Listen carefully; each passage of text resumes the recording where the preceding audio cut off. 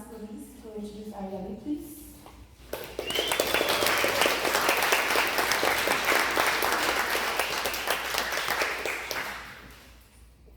Hi, my name is Ariel. I'm 18 years old and I go to ASU West. So, many things are to be said about the qualities of the servant. Favorable, kind, good, but the aptitude to write apologies unto scrolls of midnight is not one revered. Not like the premeditated green thumb pouring life in the seeds as they burrow into the earth like summer rain. The skill of fingers braiding hair like the wind weaving the sea into crests and valleys, or the gift of altruism, truly expecting nothing in return for any of these given so freely. I watch you sleep, see your heart, stare straight through to the other side of your spine, all your bones pulled together in a bulging, smelted bundle. You hate it, this most beautiful thing I have ever seen, but I respect you for your perspective. Seeds must turn in the earth with the sun, and the sea must yield to the stark splendid moon. Worms congregate in knots, making blankets out of moss as they dream, immature in their slumber. Hold their children, ridged body against ridged body. I'm talking too loud and too much. I want you to pay attention to me like the boys in the movies where the walls swallow everyone whole. You should carry me, wrapped around your arms and shoulders and neck like a splendid scarf. Take me to bed with you or hang me quietly in the closet. Without having to ask which I would prefer before I start ripping things from notebooks out of your hands, like shying away from them. If you try touching me, just don't treat me the way she treated her pajamas, her records, her middle school pictures. Hot rocks pressed into your stomach like too many necklaces, turning into a deadly renegade bubble within twisted jets. He knows that he will die eventually. Not right now. His daughter will cry. This is just a test run for the real race, wind and heart against time borrowed from cruel but just Duchess with a silver stare. Sitting on the gilded throne of her dead cousin, her scepter is one of serendipity and malevolent indifference. The throne is tinged red if the jester even dares to suggest a polishing cloth. She threatens to add him too. When the beeping starts, they bring water, capsules, electric shocks. She loved me, they both did. And now, the other holds me for the first time. Warm socks, cold shower, and too many broken plant pots. They spilled knots of hair all over, and they shattered, seeming to say, I am incapable of holding you anymore.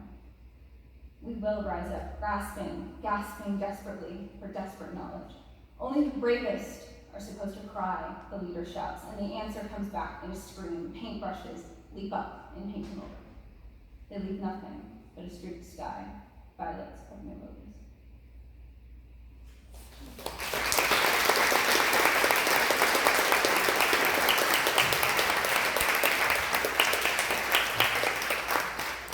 Thank y'all again so much for opening your hearts and minds to us and sharing your pieces. Can we give them all one more round of applause?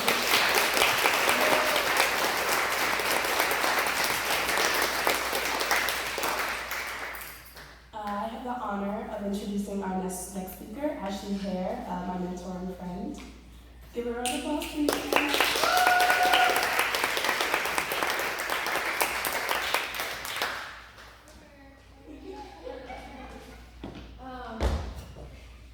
I feel like water is flowing out of me today. We went to Galapagos bookstores, beautiful 4th year anniversary, announcing all these wonderful young people. I'm like, how do that feels? How do that feels today?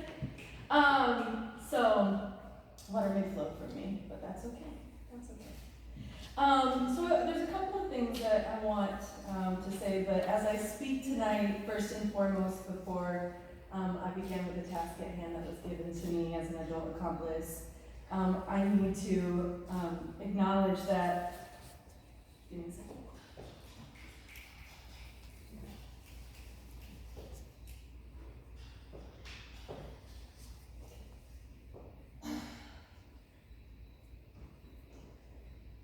I need to acknowledge that I am speaking, where I am speaking and where I'm standing is on unceded, unsurrendered traditional territory of the Akama Olo and the Pipash people, who have stewarded this land for generations, and they're past and present and future caretakers of this land, and I respect them and their elders, both past and present, as well as the young people who continue to fight against practices that erase Indigenous peoples' histories and cultures. I want to acknowledge Mother Earth as a sacred living entity who gives each and every one of us life every single day. And I want to invite us, all of us non-Native people, to unlearn false narratives and relearn the proper history of this land in hopes that we may honor the truth that historically and today, conquest by missionaries, capitalism, patriarchy, government agents, militarization, boarding schools, public schools, and white settlers and supremacy have continuously resulted in the violent removal of Indigenous people from this land. This invitation that I have been sitting with for quite some time, I want to invite to all of you in this space as a question to be answered. Where do we stand in the current work of our brothers and sisters and two-spirited peoples reclaiming Mother Earth from continuous colonial expansion? Thank you for letting me be here with you tonight, to Heather and Akila and all of the youth poets who have gathered here tonight. I am excited. It's been a long run for us to get here. I remember the day that you all came to us and said, we need a partner, and Reframe Youth Arts Center is a democracy. And so I said, hey, what do you think? And unanimously we voted, of course, we would support Creative Youth of Arizona. I'm honored to be asked as an adult accomplice to say a few words about the importance of centering young voices and leadership of young people in our community. As an adult accomplice working with young artists locally and nationally to support their vision of a just society, I continuously see the violence that is enacted on our young people due to adultism, which is the systematic mistreatment and disrespect of our young people. Young people under the age of 18 are the most ignored and yes, the most controlled group in our society, perhaps besides the people that have been targeted by the prison industrial complex. Across the boundaries of race, class, and gender, U.S. society has built a culture that deems young people under the age of 18 as inferior to the people over the age of 18. And until they are 18, young people are considered property. Young people are invisibilized and decentered in our laws and policies and have no right to vote or to own property or land or legally establish a business on their own. And yet when they turn 18, why are you not voting? What are you millennials doing? Right, we hear that rhetoric a lot. And so I'm excited to be here tonight to see young people being centered and leading these beautiful conversations in our society. As adults, we find ourselves usually in a room where we're making decisions on programs and policies about young people rights, what we think is best for young people. We make these decisions without their voices, even though they're the ones directly impacted by our choices. Adults speak of giving agency and empowering young people and giving them voice as if they don't already possess that, and we have to give that to them, right? Because adults feel sometimes that we have to prepare our young people to be future leaders and tomorrow's leaders, as if they're not ready today.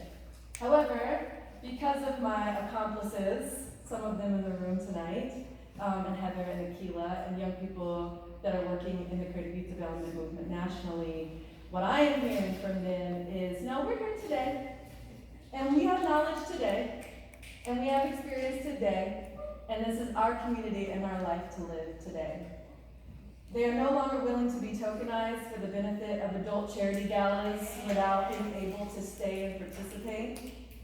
Young people are no longer willing to be tokenized to perform for an opening of an adult convening without being asked to attend every session, every workshop, and every conversation that impacts their future. Young people are also no longer willing to be asked their thoughts in a few focus groups just so adults can take that information back to their adult tables and ultimately make the final decision on what's best. They are no longer willing to be asked to join projects when the vision has already been set out by adults. And one of the biggest things I continue to hear, and I heard on the youth panel today at Palabras, is that they are certainly no longer willing to be unpaid for their art, their labor, and their knowledge. Working with youth-led organizations like Creative Youth of Arizona and Reframe Youth Arts Center that has been built from the ground up by young people humbles me and is a gift. And with much love and gratitude again, your pieces were beautiful, and thank you for sharing such intimacy with us. I really appreciate that. And the final thing that I want to leave for everyone tonight, as I leave the stage, is centering one of our ancestors, Audre Lorde, a self-proclaimed poet, lesbian, mother, warrior, and Black woman. She says, next time ask, what's the worst that will happen? Then push yourself a little further than you dare. Once you start to speak, people will yell at you, they will interrupt you, they will put you down, and they will suggest that it's personal. But the world won't end, and the speaking will get easier and easier, and you will find you will fall in love with your own vision, which you may have never realized that you had. And you may lose some friends and some lovers, but realize you don't miss them. And new ones will find you and cherish you, and you will still flirt, and you will still paint your nails, and you'll still dress up and party, because as Emma Goldman says, if I can't dance, I don't want to be part of your revolution. And at last you'll know with surpassing certainty that only one thing is more frightening than speaking your truth, and that is not speaking. So as I leave here today, our young artists, you are more innovative and more creative and more awesome and dope than like anything that I could possibly imagine, all of the artists in this room tonight. And that's what it's supposed to be, right? The next generation is supposed to be better than us. And I'm honored to be in your presence. And with the spirit of our ancestral knowledge and of today's young people in the room, I'll invite Heather and Nikila up here to announce our first Youth Poet Laureate.